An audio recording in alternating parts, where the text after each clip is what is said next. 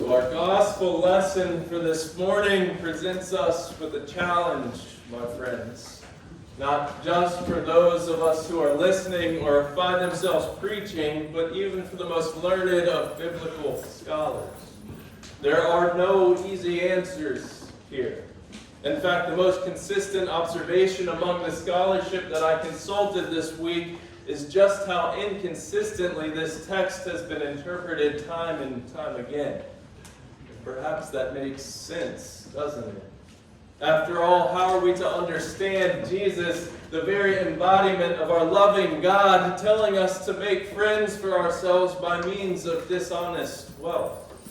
It seems so counterly intuitive to the man who Jesus is, especially when it's coming from the very same Jesus who in this very gospel teaches us about the Good Samaritan, denounces the Pharisees for their greed and hypocrisy, and who warns against the folly of the rich fool, and the list could go on with all of the good teachings that Jesus gives to us.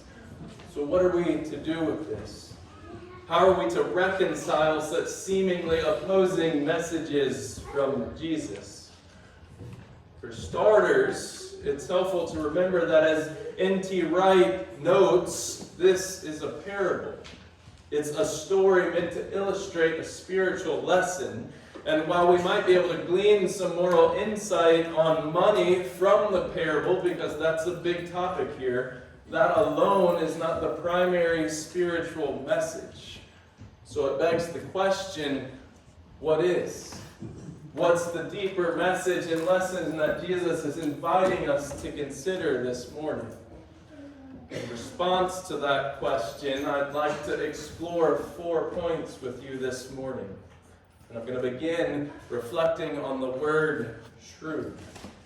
In the parable, Jesus commends that manager not for his dishonesty, but because he was shrewd. Listen again to the text. And the master condemned the dishonest manager because he had acted shrewdly. When we hear that word shrewd, we may instinctively think of something negative. But both in the Greek text and in our modern English, to be shrewd actually means to be prudent, to have intelligence, to be wise, and to possess sharp knowledge. And so with this understanding, and again remembering that Jesus is trying to teach us a spiritual lesson here, I wonder if he's inviting us to reframe shrewdness as a kind of spiritual discernment. Perhaps Jesus is suggesting that we must be willing to navigate the complex situations and systems of the world with wisdom, with creativity, and with courage. Our world is certainly not lacking in complexity, is it? We encounter it both right here in our own faith communities and in the world beyond these walls. And so, giving our new understanding on shrewdness, we must ask ourselves, how can we be shrewd in matters of faith? How can we live out our baptismal promises in the midst of a complex world? Perhaps instead of being weighed down by the challenges of this world, we're called instead to meet them with new creativity in our ministries, to think outside the box, to step forward into new situations with courage, trusting the Spirit's guidance each and every step of the way. I don't know about you, but to me that sounds like a much more encouraging, if not more exciting alternative than to be always bottled up with fear and worry and anxiety and, dare I say, even hate. The world has enough of those things, my friends. And as followers of the man from Nazareth, I think it's time we leave them behind so as to set a better example for those around us, and equally as important, to create ourselves as healthier individuals, both mentally and spiritually. This leads me to my second point. It deals with stewardship and accountability. If the first, the lesson of the parable, is about the wisdom and discernment that we bring to complex situations, the second is about how we manage the gifts that God has entrusted to us.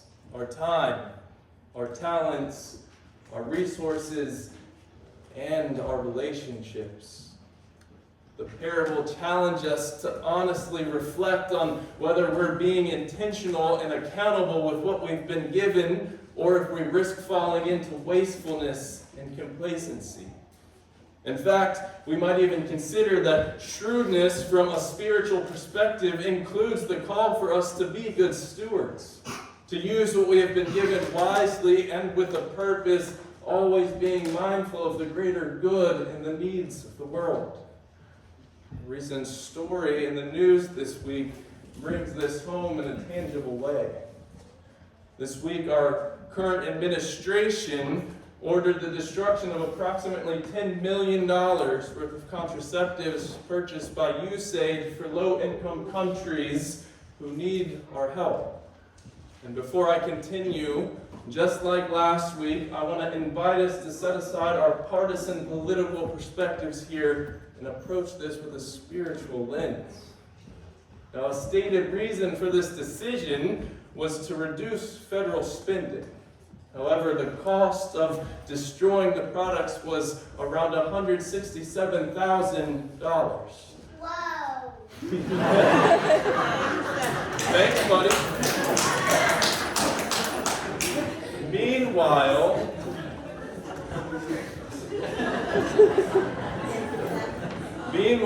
organizations both here in the United States and in Belgium, where the products were being stored, offered to either purchase the products themselves or accept them as donations and then take it one step further to manage their future distribution.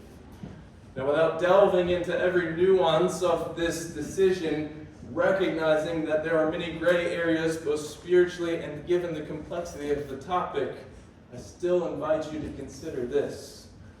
If Jesus were present to witness the making of that decision, what might he say? Would this be an example of intentional and accountable stewardship, or an instance of waste and perhaps complacency? Naturally, there will be a variety of opinions, and that is okay, because that diversity in and of itself is a gift from God. And yet, as followers of Jesus, we're called to view our actions through the lens of justice, mercy, and understanding. Now, by way of contrast to that first story, here's another one that is making headlines this week. A Northern Virginia woman who won $150,000 in a Powerball drawing this month chose to donate all of the winnings to organizations that she felt embody healing, service, and community. Drastic difference, if you ask me.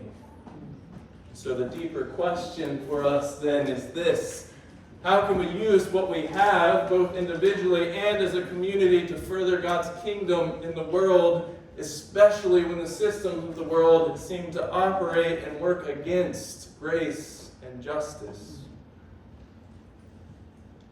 If we stop our reflection here, we miss yet another challenge that the parable offers to us.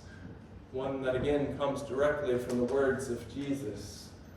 Jesus said the children of this age are more shrewd in dealing with their own generation than are the children of light. In other words, what Jesus is acknowledging here is that those who are deeply immersed in the systems of the world often excel at navigating those very systems with resourcefulness and cunning, sometimes even more so than those who desire to walk in the light of God. This observation should create a real tension for us. That is, the tension between worldly wisdom and godly wisdom. For how do we as Christians learn from the world's resourcefulness without compromising our own integrity? How do we balance being as innocent as doves and as wise as serpents, as Jesus calls us to be in other portions of the gospel texts? While I can't answer those questions for each of you individually, I can offer you a principle that leads me to my next point. Our faith calls us not only to invest in institutions and outcomes, but also in people. We are called to build networks of care, networks of solidarity, and networks that embody God's hospitality and grace. And the beautiful thing about this calling, my friends, is that it transcends the boundaries of politics, background, and belief. Because we can and should find ways to work together, learning from one another's practical wisdom while also allowing the wisdom of God's kingdom to shine through us as followers of Jesus. In the parable this morning, we don't know if the dishonest manager truly had a change of heart or if he was simply acting out of self-interest when he forgave the debts of his master. But what we do see is that in showing mercy, even if it was just a little bit, he built new relationships. Relationships that reflect the kind of community that Jesus envisions for all of us. And the hope of that act is that such acts of mercy and connection might ripple outwards, spreading God's kingdom among even those who may not always be just, but who by God's grace might be transformed by a new perspective. And that is an amazing gift from God, a tangible reminder that with God all things are possible. My fourth and final point to speak to this morning, and perhaps even the most important, comes yet again from Jesus' words. No surprise. Jesus says, "Whoever is faithful in a very little is also faithful in much. Whoever is faithful in a very little is also faithful in much." Friends, we don't need to accomplish grand or world-changing feats to make a meaningful impact in the world.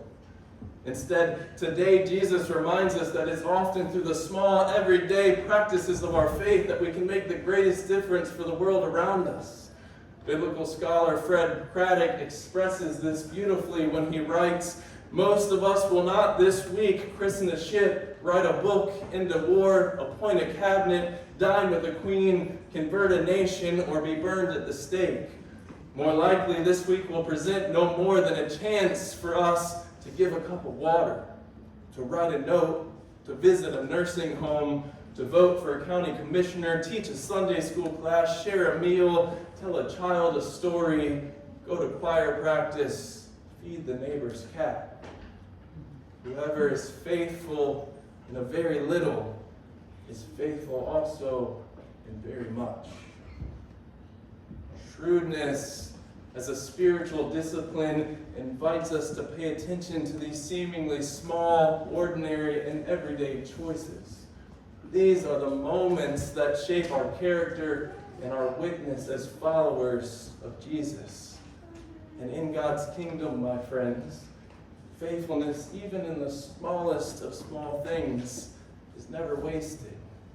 It's the soil from which greater faithfulness grows and through which God's grace quietly transforms us and the world around us. As we finish our reflection on this challenging parable, we should find ourselves invited into a deeper and more intentional and honest discernment about what it means to follow Jesus in the midst of a complex world. Because I've said a lot, in short summary, we've wrestled with what it means to be shrewd in our faith and to use shrewdness as a spiritual discipline. We've learned about what it means to be accountable stewards, to build relationships that reflect God's hospitality, and to be faithful even in the smallest of small things. So as we prepare to leave this place today and return to our daily lives, I'm going to give you 4 questions to think about, not just throughout the week, but the weeks and days and years ahead.